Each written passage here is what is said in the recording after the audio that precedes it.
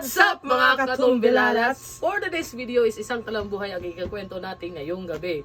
Siya po ay si Nanay Maria from Quezon City, 71 years old. Unang magkukwento is si Atod Pili. Ayan. So, ito po yung kwento ni Nay Maring nung araw nila. Dati po si Nay Maring nagbibenta ng pako, lubi, kahit ano lang po yung binibenta ni Nanay para makaraos lang sa araw-araw nila.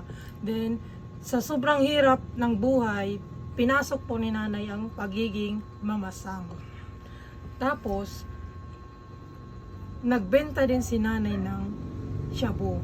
Uy, pahamak talaga kayo sa akin. Marijuana, lahat pinasok ni Nanay, lahat. Mga babaeng inalipusta ni Nanay.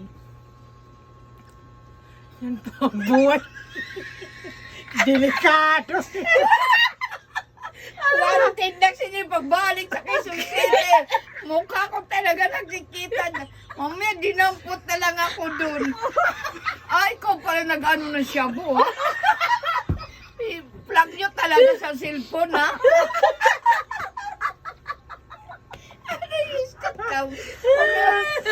Pahamak. Marami po si Nanay, mga customer sa shabu. Dito pa Lalo na yung marijuana. Yung yung marijuana talaga yung mas mabinta kay Nanay. Yan.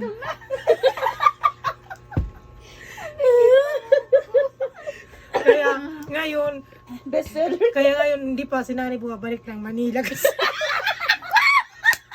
wanted siya. Pinaghahanap po siya ng mga pulis sa Manila, sa Quezon City. Alamod ka. Kaya yan, mahirap si Nanay nga sumakay. Maraming nakaharang.